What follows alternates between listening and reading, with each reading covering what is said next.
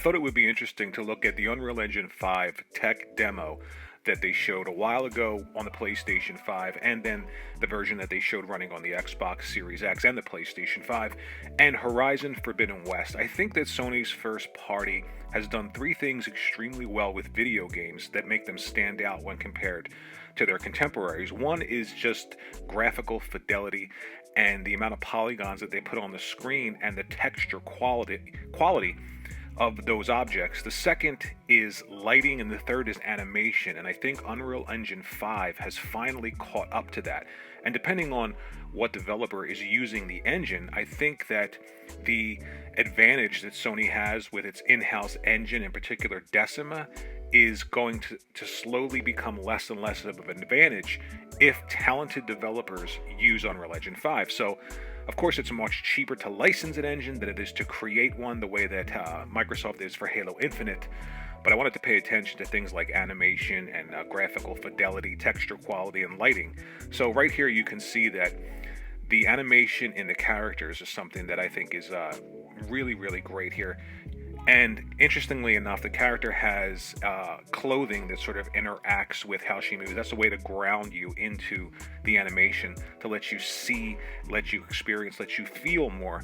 So you can look at the wind here and the piece of clothing reacting to the wind while the character stands still. The animation of the giant robot, the texture quality and the rocks and things like that, I think is really, really great here. And the transitional animations between starting, stopping, running, jumping, just moving in general is really, really finely detailed. That's something that I think we've seen in Sony games for a long time, like Last of Us 2, Horizon Forbidden West most recently that we've seen. Stuff like Days Gone even has that in there. And that's the advantage I feel that they've had with their in-house engines. And Unreal Engine 5 looks to strengthen all three of these areas and really bring the tools to the creators to help them make games just as exquisite as Sony first party. So right here, this is a real-time demo running on the Xbox Series X. You can look at all the fine detail in the background. Now, not a lot of foliage and stuff like that. It's just brown rock, but there's a lot of detail here, and then warping into a new world. Lighting isn't that great here. We'll look at the PS5 version of this demo later. And the PS5 demo isn't something that isn't capable on the Xbox Series X. It's just utilizing the SSD differently. Whether or not that helps or doesn't help, I'm not here to talk about. So we saw that. Now we're looking at Horizon Zero Dawn, and of course the world is more densely packed with more color, something that you can easily put into Unreal Engine 5. Again, it depends on the developer and how they utilize the engine, right? But the tools are there to give you these kind of animations. You look at Aloy here in her animation, the transitional animation between running, jumping, stopping, pulling the bow back, letting go. Everything is exquisite. And of course, she has things on her body that react to her movement to sort of ground you in that. Curiously, she has the same clothing on the left side of her body hanging out, reacting to the wind, reacting to her moving. And again, that's done purposely to sort of give you the illusion of movement, to let you ground to the character in the world. It's sort of like a focal point so that things just feel more realistic. And then we're going to transition here to the climbing animation and everything. Again, seeing this is it's just a testament to Sony's ability to create great engines for their intellectual property. But with Unreal Engine 5 now, you're seeing all of this attention to detail, and the three things that I think are most important, and that's the texture quality in the world, right? The lighting, and then the animation. When all three of those come together, you get these exquisite worlds that are breathtaking when you see them. This is what most people identify with Sony first party.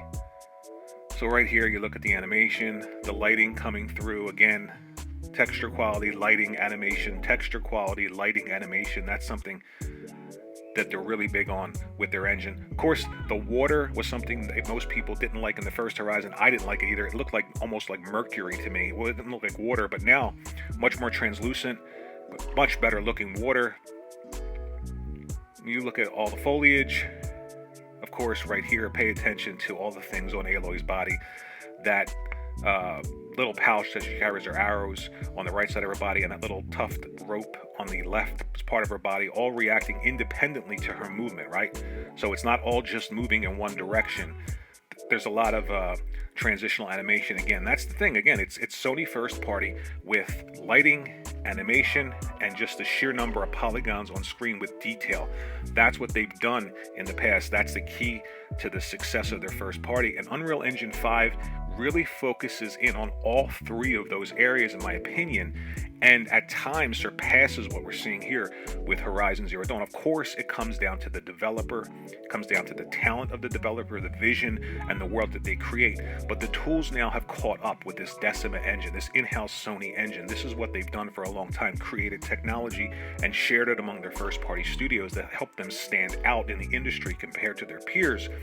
But again, Unreal Engine 5 now has all of those tools in place to give any developer, as long as they're talented and they have the vision, to create worlds equal to or surpassing what Sony's able to create. So right here you're going to see animation between two different characters. She's riding this animal slash robot, whatever it is.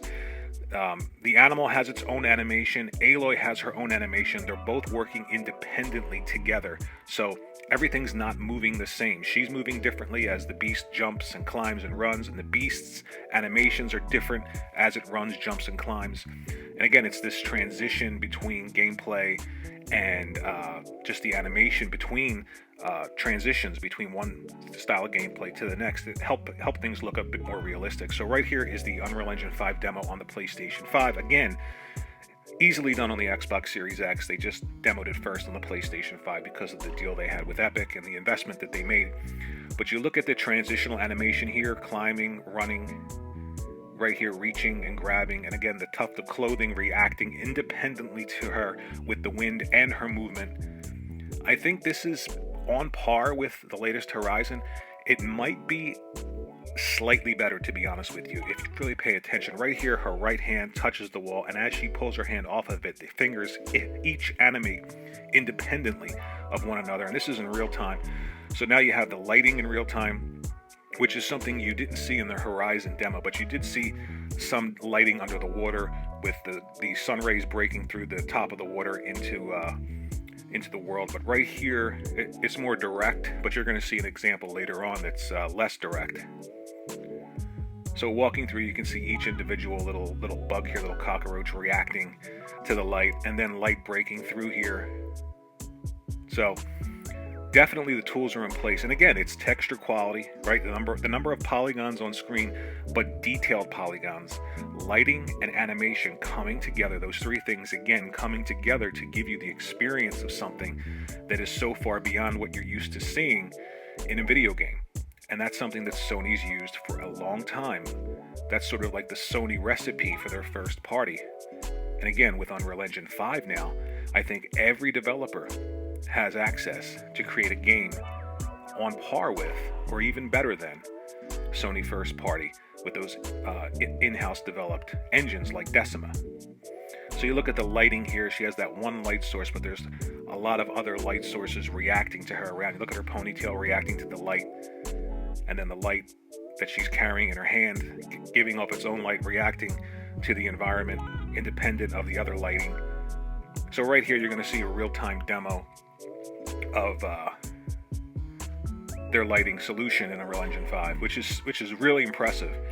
And then they're going to go into a real-time gameplay demonstration of her flying through the world. And the big takeaway here is the lighting, again, the texture quality, the graphical fidelity, and the animation. I can't stress enough how all three of those things are so important to creating games that most people react to, right? Like we saw that Horizon Forbidden West, and it was all about graphical fidelity, right? Texture quality in the world, not just the number of polygons again, but the quality of them, lighting, and then animation that really take people aback. And right here, you're going to see that here with Unreal Engine 5. I think that they finally have these tools to catch up to Sony and their first party, and I think that a great developer, maybe like Initiative or maybe the Coalition with the next Gears, I don't know. Certainly the tools are in place to create things like this. You pay attention to everything that's going on. You have the rock falling, independent animation between the textures, independent animation with the character, lighting, different types of lighting. Look at the movement here and the transition. So everything is in place to create great first-party games for any studio and for any company. I think if Microsoft utilizes the Unreal Engine 5 heavily and they have developers in place, they're going to be great things. Let me know what you think in the comment section below. Thanks for watching.